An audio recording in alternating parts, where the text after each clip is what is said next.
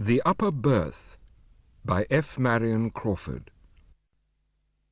Somebody asked for the cigars. We had talked long, and the conversation was beginning to languish. The tobacco smoke had got into the heavy curtains, the wine had got into those brains which were liable to become heavy, and it was already perfectly evident that unless somebody did something to rouse our oppressed spirits, the meeting would soon come to its natural conclusion, and we, the guests, would speedily go home to bed, and most certainly to sleep. No one had said anything very remarkable. It may be that no one had anything very remarkable to say. Jones had given us every particular of his last hunting adventure in Yorkshire. Mr. Tompkins of Boston had explained at elaborate length those working principles by the due and careful maintenance of which the Atchison, Topeka and Santa Fe Railroad not only extended its territory, increased its departmental influence, and transported livestock without starving them to death before the day of actual delivery, but also had for years succeeded in deceiving those passengers who bought its tickets into the fallacious belief that the corporation aforesaid was really able to transport human life without destroying it. Signor Tombola had endeavoured to persuade us by arguments which we took no trouble to oppose, that the unity of his country in no way resembled the average modern torpedo, carefully planned, constructed with all the skill of the greatest European arsenals, but when constructed, destined to be directed by feeble hands into a region where it must undoubtedly explode, unseen, unfeared, and unheard, into the illimitable wastes of political chaos. It is unnecessary to go into further details. The conversation had assumed proportions which would have bored Prometheus on his rock, which would have driven Tantalus to distraction, and which would have impelled Ixion to seek relaxation in the simple but instructive dialogues of Herr Ollendorf, rather than submit to the greater evil of listening to our talk. We had sat at a table for hours. We were bored, we were tired, and nobody showed signs of moving. Somebody called for cigars. We all instinctively looked towards the speaker. Brisbane was a man of 35 years of age, and remarkable for those gifts which chiefly attract the attention of men. He was a strong man. The external proportions of his figure presented nothing extraordinary to the common eye, though his size was above the average. He was a little over 6 feet in height, and moderately broad in the shoulder. He did not appear to be stout, but on the other hand he was certainly not thin. His small head was supported by a strong and sinewy neck. His broad, muscular hands appeared to possess a peculiar skill in breaking walnuts, without the assistance of the ordinary cracker, and seeing him in profile, one could not help remarking the extraordinary breadth of his sleeves, and the unusual thickness of his chest. He was one of those men who are commonly spoken of among men as deceptive. That is to say, that though he looked exceedingly strong, he was in reality very much stronger than he looked. Of his features I need say little. His head is small, his hair is thin, his eyes are blue, his nose is large, he has a small moustache and a square jaw. Everybody knows Brisbane, and when he asked for a cigar, everybody looked at him. "It is a very singular thing," said Brisbane. Everybody stopped talking. Brisbane's voice was not loud, but possessed a peculiar quality of penetrating general conversation and cutting it like a knife. Everybody listened. Brisbane, perceiving that he had attracted their general attention, lit his cigar with great equanimity. "It is very singular," he continued, "that thing about ghosts. People are always asking whether anybody has seen a ghost. I have." "Bosh! What, you? You don't mean to say so, Brisbane? Well, for a man of his intelligence." A chorus of exclamations greeted Brisbane's remarkable statement. Everybody called for cigars, and Stubbs, the butler, suddenly appeared from the depths of nowhere with a fresh bottle of dry champagne. The situation was saved. Brisbane was going to tell a story. "I'm an old sailor," said Brisbane, "and as I have to cross the Atlantic pretty often, I have my favourites. Most men have their favourites. I've seen a man wait in a Broadway bar for 3/4 of an hour for a particular car which he liked. I believe the barkeeper made at least 1/3 of his living by that man's preference. I have a habit of waiting for certain ships when I am obliged to cross that duck pond. It may be a prejudice, but I was never cheated out of a good passage but once in my life. I remember it very well. It was a warm morning in June, and the Customs House officials, who were hanging about waiting for a steamer already on her way up from the quarantine, presented a peculiarly hazy and thoughtful appearance. I had not much luggage. I never have. I mingled with the crowd of passengers, porters, and officious individuals in blue coats and brass buttons, who seemed to spring up like mushrooms on the deck of a moored steamer to obtrude their unnecessary services upon the independent passenger. I have often noticed with a certain interest the spontaneous evolution of these fellows. They're not there when you arrive.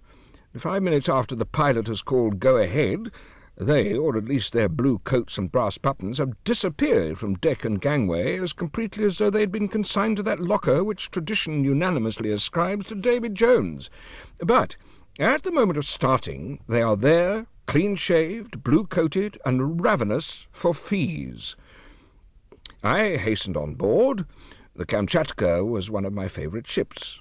I say was, because she emphatically no longer is. I cannot conceive of any inducement which could entice me to take another voyage in her. Yes, I know what you're going to say. She's uncommonly clean in the run aft. She has enough bluffing off in the bows to keep her dry, and the lower berths are most of them double. She has a lot of advantages, but I won't cross in her again. Excuse the digression. I got on board.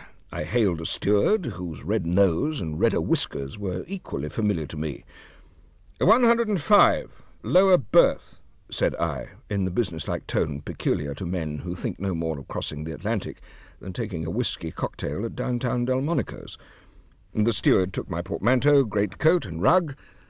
I shall never forget the expression of his face. Not that he turned pale. It is maintained by the most eminent divines that even miracles cannot change the course of nature. I have no hesitation in saying that he did not turn pale, but from his expression I judged that he was either about to shed tears, to sneeze, or to drop my portmanteau. As the latter contained 2 bottles of particularly fine old sherry presented to me for my voyage by my old friend Snigginson Van Pickens, I felt extremely nervous, but the steward did none of these things. "Well, I'm damned," said he in a low voice, and led the way. I supposed my Hermes, as he led me to the lower regions, had had a little grog, but I said nothing and followed him. 105 was on the port side, well aft. There was nothing remarkable about the stateroom. The lower berth, like most of those upon the Kamchatka, was double. There was plenty of room. There was the usual washing apparatus, calculated to convey an idea of luxury to the mind of a North American Indian. There were the usual inefficient racks of brown wood, in which it is more easy to hang a large-sized umbrella than the common toothbrush of commerce. Upon the uninviting mattresses were carefully folded together those blankets which a great modern humorist has aptly compared to cold buckwheat cakes. The question of towels was left entirely to the imagination. The glass decanters were filled with a transparent liquid faintly tinged with brown, but from which an odour less faint, but not more pleasing, ascended to the nostrils like a far-off seasick reminiscence of oily machinery. Sad-coloured curtains half-closed the upper berth. The hazy June daylight shed a faint illumination upon the desolate little scene. Ugh, how I hate that stateroom. The steward deposited my traps and looked at me as though he wanted to get away, probably in search of more passengers and more fees. It is always a good plan to start in favour with those functionaries, and I accordingly gave him certain coins there and then. "I'll try and make you comfortable all I can," he remarked, as he put the coins in his pocket. Nevertheless, there was a doubtful intonation in his voice which surprised me. Possibly his scale of fees had gone up, and he was not satisfied. But on the whole I was inclined to think that, as he himself would have expressed it, he was the better for a glass. I was wrong, however, and did the man injustice. Nothing especially worthy of mention occurred during that day. We left the pier punctually, and it was very pleasant to be fairly under way, for the weather was warm and sultry, and the motion of the steamer produced a refreshing breeze. Everybody knows what the first day at sea is like. People pace the decks and stare at each other, and occasionally meet acquaintances whom they did not know to be on board. There is the usual uncertainty as to whether the food will be good, bad, or indifferent, until the first 2 meals have put the matter beyond a doubt. There is the usual uncertainty about the weather, until the ship is fairly off Fire Island. The tables are crowded at first, and then suddenly thinned. Pale-faced people spring from their seats and precipitate themselves towards the door, and each old sailor breathes more freely as his seasick neighbour rushes from his side, leaving him plenty of elbow room and an unlimited command over the mustard. One passage across the Atlantic is very much like another, and we who cross very often do not make the voyage for the sake of novelty. Whales and icebergs are indeed always objects of interest, but after all, one whale is very much like another whale, and one rarely sees an iceberg at close quarters. To the majority of us, the most delightful moment of the day on board an ocean steamer is when we have taken our last turn on deck, have smoked our last cigar, and having succeeded in tiring ourselves, feel at liberty to turn in with a clear conscience. On that first night of the voyage, I felt particularly lazy, and went to bed in 1:05 rather earlier than I usually do. As I turned in, I was amazed to see that I was to have a companion. A portmanteau very like my own lay in the opposite corner, and in the upper berth had been deposited a neatly folded rug with a stick and umbrella. I had hoped to be alone, and I was disappointed. But I wondered who my roommate was to be, and I determined to have a look at him. Before I'd been long in bed, he entered. He was, as far as I could see, a very tall man, very thin, very pale, with sandy hair and whiskers and colourless grey eyes. He had about him, I thought, an air of rather dubious fashion, the sort of man you might see in Wall Street, without being able precisely to say what he was doing there, the sort of man who frequents the Café Anglais, who always seems to be alone and who drinks champagne. You might meet him on a racecourse, but he would never appear to be doing anything there either. A little overdressed, a little odd. There are 3 or 4 of his kind on every ocean steamer. I made up my mind that I did not care to make his acquaintance, and I went to sleep, saying to myself that I would study his habits in order to avoid him. If he rose early, I would rise late. If he went to bed late, I would go to bed early. I did not care to know him. If you once know people of that kind, they are always turning up. Poor fellow, I need not have taken the trouble to come to so many decisions about him, for I never saw him again after that first night in 1:05. I was sleeping soundly when I was suddenly waked by a loud noise. To judge from the sound, my roommate must have sprung with a single leap from the upper berth to the floor. I heard him fumbling with the latch and bolt of the door, which opened almost immediately, and then I heard his footsteps as he ran at full speed down the passage, leaving the door open behind him. The ship was rolling a little, and I expected to hear him stumble or fall, but he ran as though he were running for his life. The door swung on its hinges with the motion of the vessel, and the sound annoyed me. I got up and shut it, and groped my way back to my berth in the darkness. I went to sleep again, but I had no idea how long I slept. When I awoke, it was still quite dark, but I felt a disagreeable sensation of cold, and it seemed to me that the air was damp. You know the peculiar smell of a cabin which has been wet with sea-water? I covered myself up as well as I could and dozed off again, framing complaints to be made the next day and selecting the most powerful epithets in the language. I could hear my roommate turn over in the upper berth. He had probably returned while I was asleep. Once I thought I heard him groan, and I argued that he was seasick. That is particularly unpleasant when one is below. Nevertheless, I dozed off and slept till early daylight. The ship was rolling heavily, much more than on the previous evening, and the grey light which came in through the porthole changed in tint with every movement, according as the angle of the vessel's side turned the glass seawards or skywards. It was very cold, unaccountably so for the month of June. I turned my head and looked at the porthole, and I saw to my surprise that it was wide open and hooked back. I believe I swore audibly. Then I got up and shut it. As I turned back, I glanced at the upper berth. The curtains were drawn close together, and my companion had probably felt cold as well as I. It struck me that I had slept enough. The stateroom was uncomfortable, though strange to say I could not smell the dampness which had annoyed me in the night. My roommate was still asleep. Excellent opportunity for avoiding him, so I dressed at once and went on deck.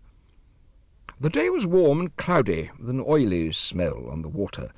It was 7 o'clock as I came out, much later than I had imagined. I came across the doctor, who was taking his first sniff of the morning air. He was a young man from the west of Ireland, a tremendous fellow, black hair and blue eyes, already inclined to be stout.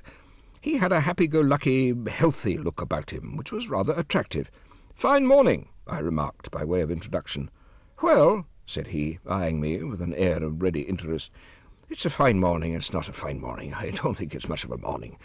"Well, no, it's not so very fine," said I.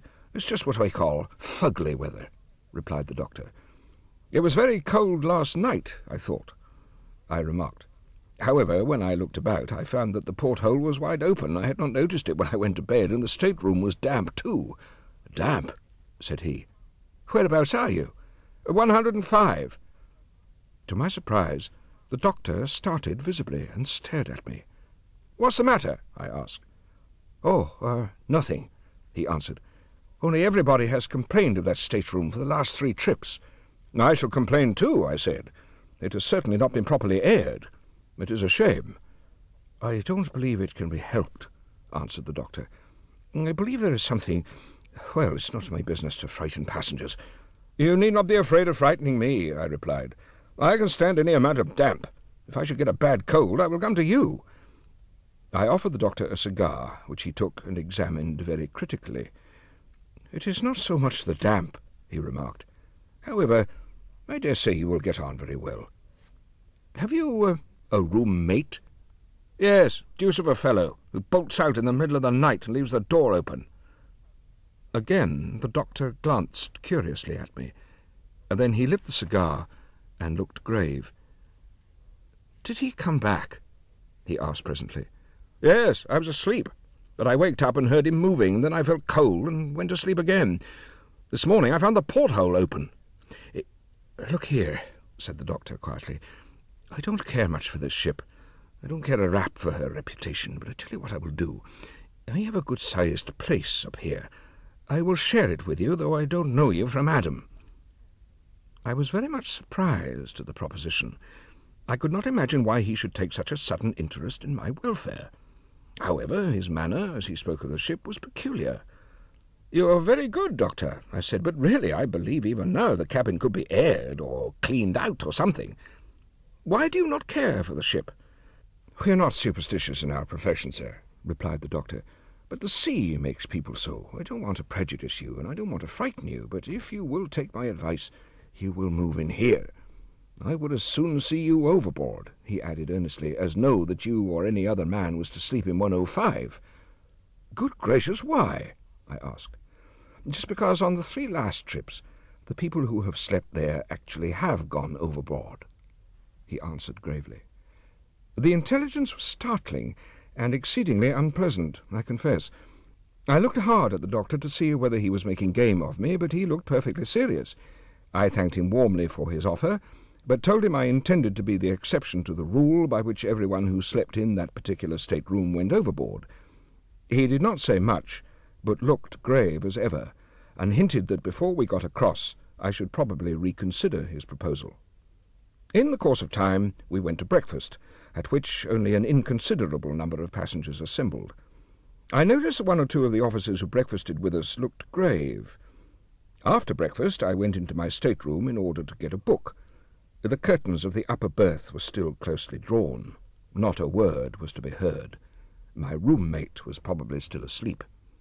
As I came out, I heard the steward, whose business it was to look after me. He whispered that the captain wanted to see me, and then scuttled away down the passage as if very anxious to avoid any questions. I went toward the captain's cabin and found him waiting for me. "Sir," said he, "I want to ask a favour of you." I answered that I would do anything to oblige him. "Your roommate has disappeared," he said. "He is known to have turned in early last night. Did you notice anything extraordinary in his manner?" The question, coming as it did in exact confirmation of the fears the doctor had expressed half an hour earlier, staggered me. "You don't mean to say he's gone overboard?" I asked. "I fear he has," answered the captain. "Well, this is the most extraordinary thing," I began. "Why?" he asked. "He is the fourth, then," I explained. In answer to another question from the captain, I explained without mentioning the doctor that I had heard the story concerning 105. He seemed very much annoyed at hearing that I knew of it. I told him what had occurred in the night. "What you say," he replied, "it coincides almost exactly with what was told to me by the room-mates of two of the other three. They bolt out of bed and run down the passage. Two of them were seen to go overboard by the watch. We stopped and lowered boats, but they were not found. Nobody, however, saw or heard the man who was lost last night, if he is really lost. The steward, who is a superstitious fellow, perhaps, and expected nothing to go wrong, went to look for him this morning and found his berth empty, but his clothes lying about just as he'd left them. The steward was the only man on board who knew him by sight, and he's been searching everywhere for him. He has disappeared. Now, sir, I want to beg you not to mention the circumstance to any of the passengers. I don't want the ship to get a bad name. Nothing hangs about an ocean-goer like stories of suicides. You shall have your choice of any one of the officers' cabins you like, including my own, for the rest of the passage. Is that a fair bargain?" "Oh, very," said I. "I'm much obliged to you. But since I'm alone and have the state-room to myself, I would rather not move. If the steward will take out that unfortunate man's things, I would as lief stay where I am. I will not say anything about the matter, and I think I can promise you that I will not follow my room-mate." The captain tried to dissuade me from my intention, but I preferred having a state-room alone to being the chum of any officer on board. I do not know whether I acted foolishly, but if I had taken his advice, I should have had nothing more to tell. There would have remained the disagreeable coincidence of several suicides occurring among men who had slept in the same cabin, but that would have been all. That was not the end of the matter, however, by any means. I obstinately made up my mind that I would not be disturbed by such tales, and I even went so far as to argue the question with the captain. "There was nothing wrong about the state-room," I said. "It was rather damp. The porthole had been left open last night. My room-mate might have been ill when he came on board, and he might have become delirious after he went to bed. He might even now be hiding somewhere on board, might be found later. The place ought to be aired, and the fastening of the port looked to. If the captain would give me leave, I would see that what I thought necessary was done immediately." "Of course you have a right to stay where you are, if you please," he replied, rather petulantly, "but I wish you would turn out and let me lock the place up and be done with it." I did not see it in the same light, and left the captain after promising to be silent concerning the disappearance of my companion.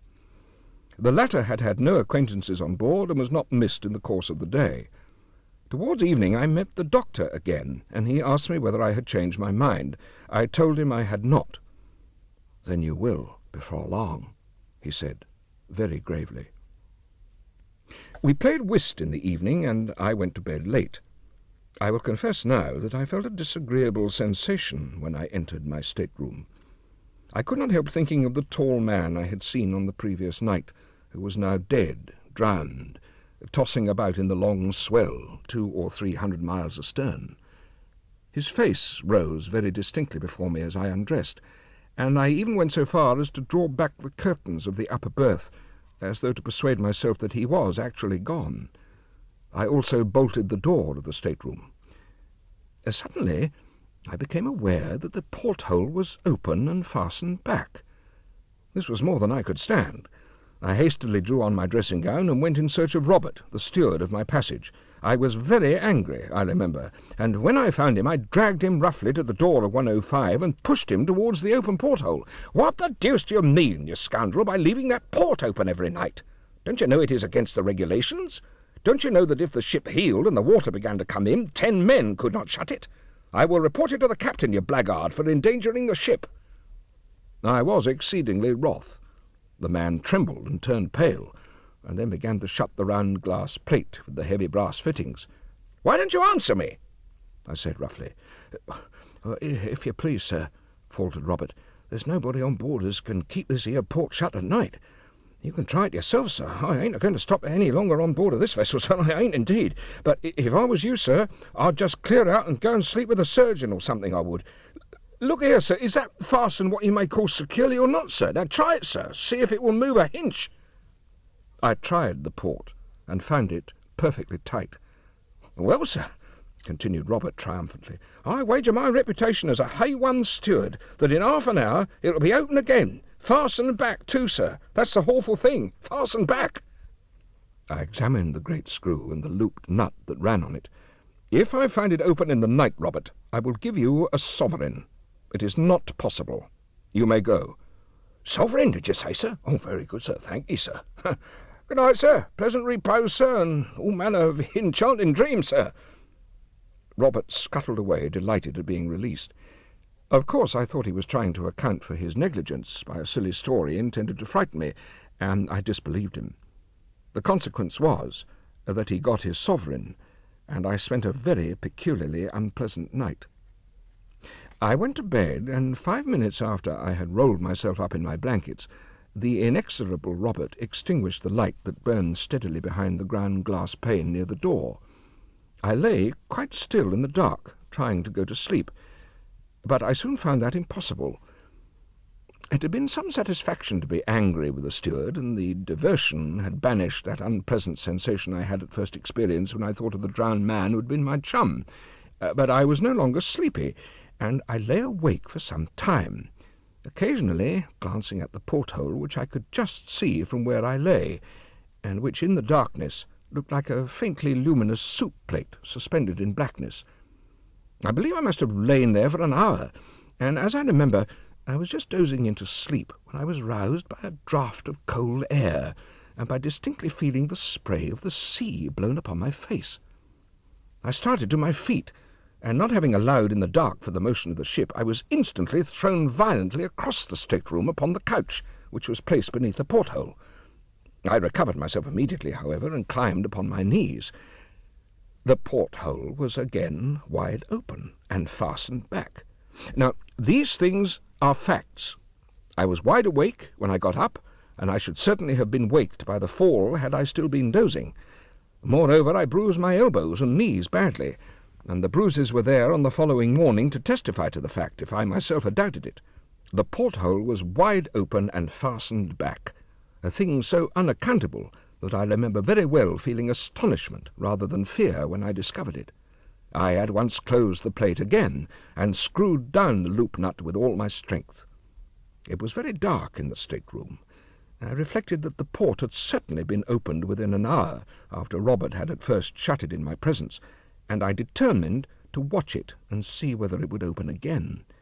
Those brass fittings are very heavy, and by no means easy to move. I could not believe that the clump had been turned by the shaking of the screw. I stood peering out through the thick glass at the alternate white and grey streaks of the sea that foamed beneath the ship's side. I must have remained there a quarter of an hour.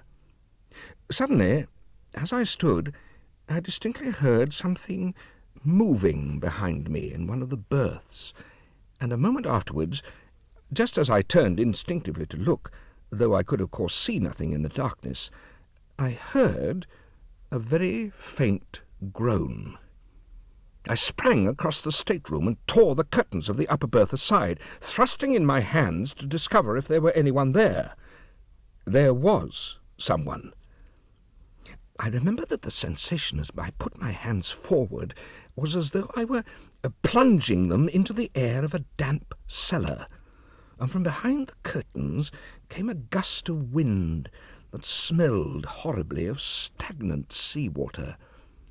I laid hold of something that had the shape of a man's arm, but was smooth and wet and icy cold. But suddenly, as I pulled, the creature sprang violently forward against me, a clammy, oozy mass, as it seemed to me, heavy and wet, yet endowed with a sort of supernatural strength. I reeled across the stateroom, and in an instant the door opened and the thing rushed out. I had not had time to be frightened, and quickly recovering myself, I sprang through the door and gave chase at the top of my speed. But I was too late.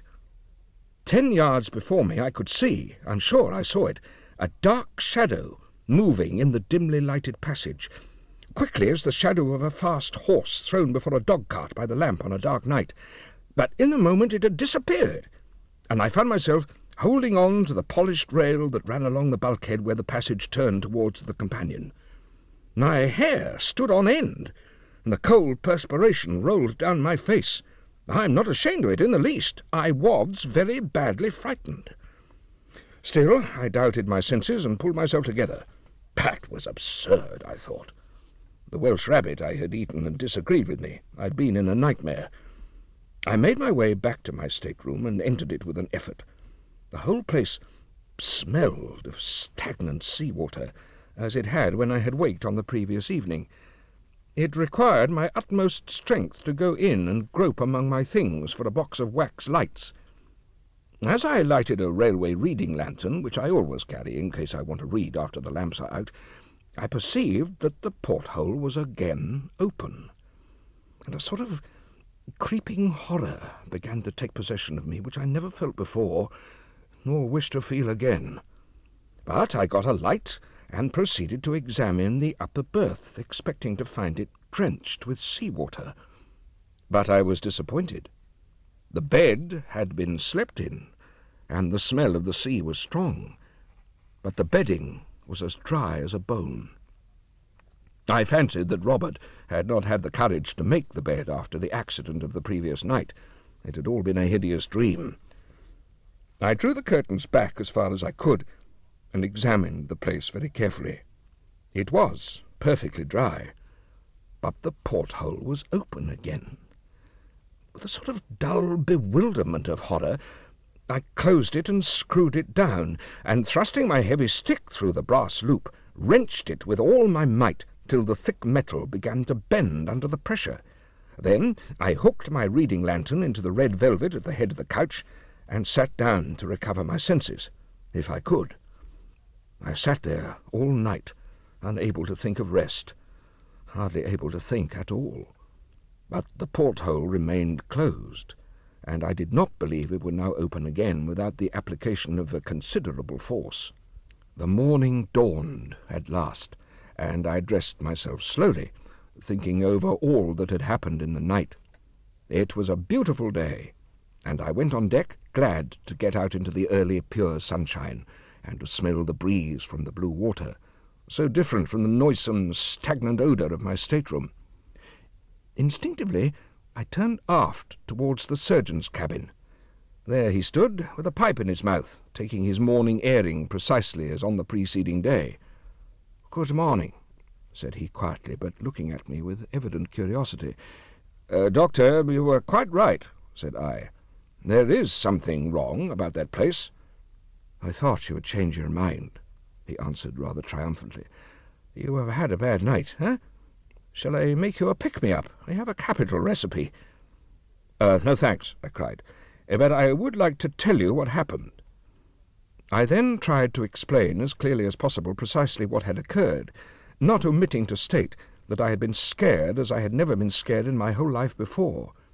I dwelt particularly on the phenomenon of the porthole, which was a fact to which I could testify, even if the rest had been an illusion. I had closed it twice in the night, and the second time I had actually bent the brass in wrenching it with my stick.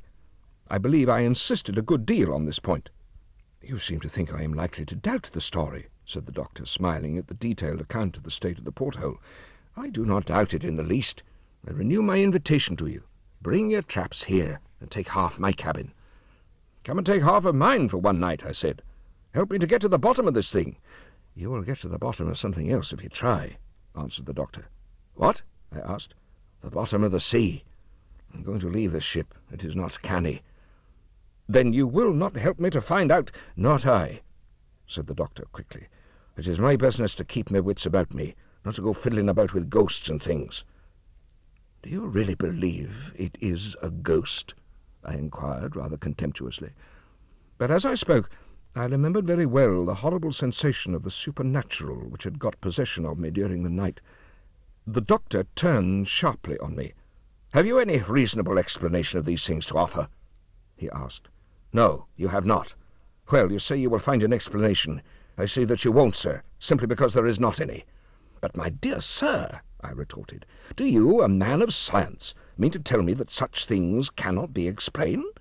"I do," he answered stoutly, "and if they could, I would not be concerned in the explanation." I did not care to spend another night alone in the stateroom, and yet I was obstinately determined to get at the root of the disturbances. I do not believe there are many men who would have slept there alone after passing 2 such nights, but I made up my mind to try it if I could not get anyone to share a watch with me. The doctor was evidently not inclined for such an experiment. He said he was a surgeon, and that in case any accident occurred on board he must always be in readiness. He could not afford to have his nerves unsettled. Perhaps he was quite right, but I am inclined to think that his precaution was prompted by his inclination. On inquiry he informed me that there was no one on board who would be likely to join me in my investigations, and after a little more conversation I left him. A little later I met the captain and told him my story. I said that if no one would spend the night with me, I would ask leave to have the light burning all night, and would try it alone. "Now look here," said he, "I will tell you what I will do. I will share your watch myself, and we will see what happens. It is my belief that we can find out between us. There may be some fellow skulking on board who steals a passage by frightening the passengers. It is just possible that there may be something queer in the carpentering of that berth." I suggested taking the ship's carpenter below and examining the place, but I was overjoyed at the captain's offer to spend the night with me. He accordingly sent for the workman and ordered him to do anything I required. We went below at once. I had all the bedding cleared out of the upper berth, and we examined the place thoroughly to see if there was a board loose anywhere, or a panel which could be opened or pushed aside. We tried the planks everywhere, tapped the flooring, unscrewed the fittings of the lower berth, and took it to pieces. In short, there was not a square inch of the stateroom which was not searched and tested. Everything was in perfect order, and we put everything back in its place. As we were finishing our work, Robert came to the door and looked in. "Well, sir, find anything, sir?" he asked, with a ghastly grin. "You were right about the porthole, Robert," I said, and gave him the promised sovereign. The carpenter did his work silently and skilfully, following my directions. When he had done, he spoke. "I'm a plain man, sir," he said, "but it's my belief you had better just turn out your things and let me run 6 4-inch screws through the door of this cabin. There's no good ever came of this cabin yet, sir, and that's all about it. There's been 4 lives lost out of here to my own remembrance, and that in 4 trips. Better give it up, sir. Better give it up." "I will try it for 1 night more," I said. "Better give it up, sir. Better give it up. It's a precious bad job," repeated the workman, putting his tools in his bag and leaving the cabin. But my spirits had risen considerably at the prospects of having the captain's company, and I made up my mind not to be prevented from going to the end of the strange business. I abstained from Welsh rabbits and grog that evening, and did not even join in the customary game of whist. I wanted to be quite sure of my nerves, and my vanity made me anxious to make a good figure in the captain's eyes.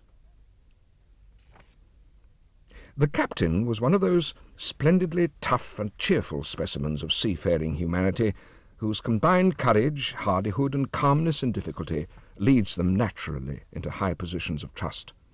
He was not the man to be led away by an idle tale, and the mere fact that he was willing to join me in the investigation was proof that he thought there was something seriously wrong, which could not be accounted for on ordinary theories, nor laughed down as a common superstition.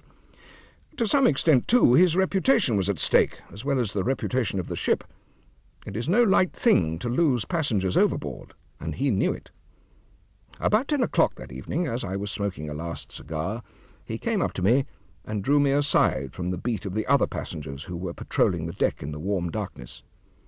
"This is a serious matter, Mr. Brisbane," he said. "We must make up our minds either way, to be disappointed or to have a pretty rough time of it. You see, I cannot afford to laugh at the affair, and I will ask you to sign your name to a statement of whatever occurs. If nothing happens tonight, we will try it again tomorrow, and next day. Are you ready?" So we went below and entered the stateroom. As we went in, I could see Robert the steward, who stood a little farther down the passage, watching us, with his usual grin, as though certain that something dreadful was about to happen. The captain closed the door behind us and bolted it. "Supposing we put your portmanteau before the door," he suggested. "One of us can sit on it. Nothing can get out then. Is the port screwed down?" I found it as I had left it in the morning. Indeed, without using a lever as I had done, no one could have opened it. I drew back the curtains of the upper berth so that I could see well into it. By the captain's advice, I lighted my reading lantern and placed it so that it shone upon the white sheets above.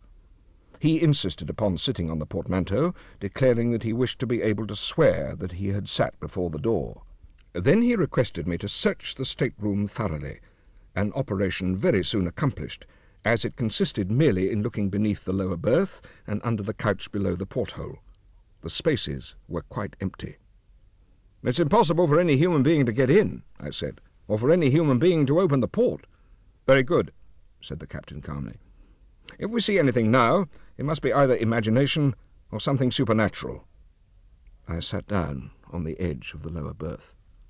"The first time it happened," said the captain, crossing his legs and leaning back against the door, "was in March. The passenger who slept here in the upper berth turned out to have been a lunatic. At all events, he was known to have been a little touched, and he'd taken his passage without the knowledge of his friends. He rushed out in the middle of the night and threw himself overboard before the officer who had the watch could stop him. We stopped and lowered the boat. It was a quiet night, just before that very heavy weather came on, but we could not find him. Of course his suicide was afterwards accounted for on the ground of his insanity." "Now, I suppose that often happens," I remarked rather absently. "Not often, no," said the captain. "Never before in my experience, though I have heard of it happening on board of other ships. Well, as I was saying, that occurred in March. On the very next trip—" "What are you looking at?" he asked, stopping suddenly in his narration. I believe I gave no answer. My eyes were riveted upon the porthole. It seemed to me that the brass loop nut was beginning to turn very slowly upon the screw, so slowly, however, that I was not sure it moved at all. I watched it intently, fixing its position in my mind and trying to ascertain whether it changed. Seeing where I was looking, the captain looked too. "It moves," he exclaimed in a tone of conviction. "No, it does not," he added, after a minute. "If it were the jarring of the screw," said I, "it would have opened during the day. But I found it this evening jammed tight as I left it this morning." I rose and tried the nut. It was certainly loosened, for by an effort I could move it with my hands. "The queer thing," said the captain, "is that the second man, who was lost, is supposed to have got through that very port. We had a terrible time over it. It was in the middle of the night, and the weather was very heavy. There was an alarm that one of the ports was open and the sea running in. I came below and found everything flooded, the water pouring in every time she rolled, and the whole port swinging from the top bolts, not the porthole in the middle. Well, we managed to shut it, but the water did some damage. Ever since that, the place smells of seawater from time to time. We supposed the passenger had thrown himself out, though the Lord only knows how he did it. The steward kept telling me that he cannot keep anything shut here. Upon my word, I can smell it now. Cannot you?" he inquired, sniffing the air suspiciously. "Yes, distinctly," I said, and I shuddered as that same odour of stagnant sea-water grew stronger in the cabin. "Now, to smell like this, the place must be damp," I continued. "And yet, when I examined it with the carpenter this morning, everything was perfectly dry. It is most extraordinary. Hello!" My reading lantern, which had been placed in the upper berth, was suddenly extinguished. There was still a good deal of light from the pane of ground glass near the door, behind which loomed the regulation lamp. The ship rolled heavily, and the curtain of the upper berth swung far out into the stateroom and back again. I rose quickly from my seat on the edge of the bed, and the captain at the same moment started to his feet with a loud cry of surprise.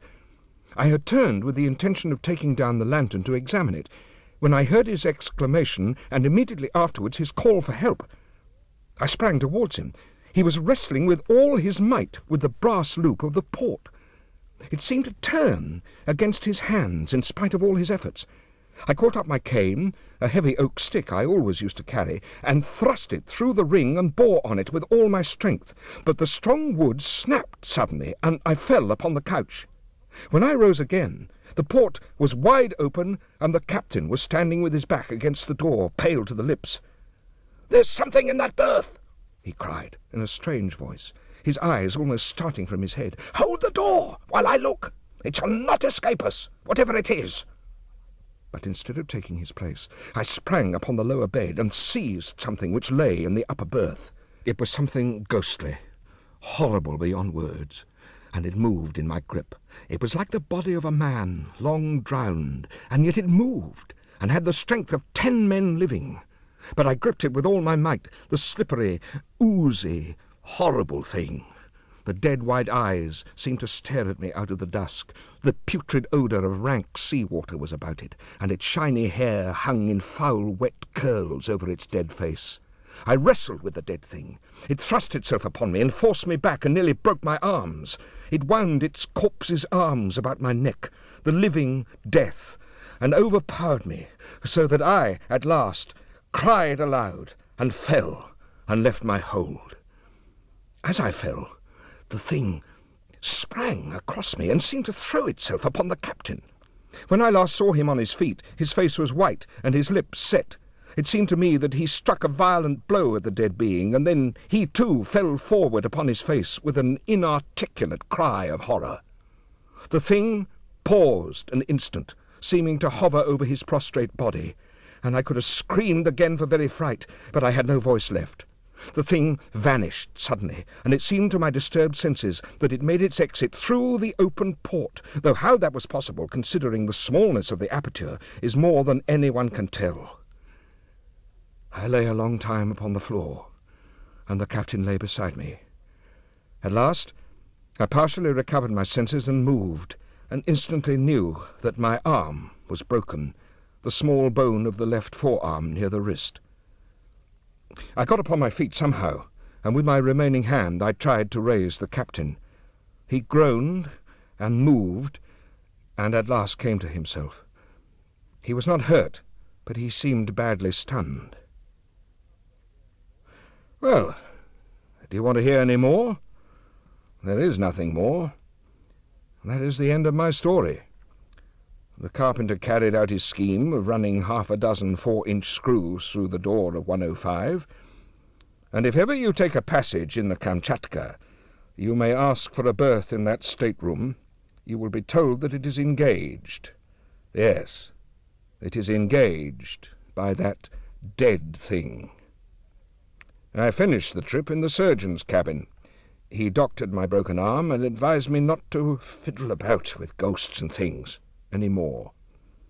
The captain was very silent, and never sailed again in that ship, though it is still running, and I will not sail in her either. It was a very disagreeable experience, and I was very badly frightened, which is a thing I do not like. That is all. That is how I saw a ghost. If it was a ghost. It was dead, anyhow.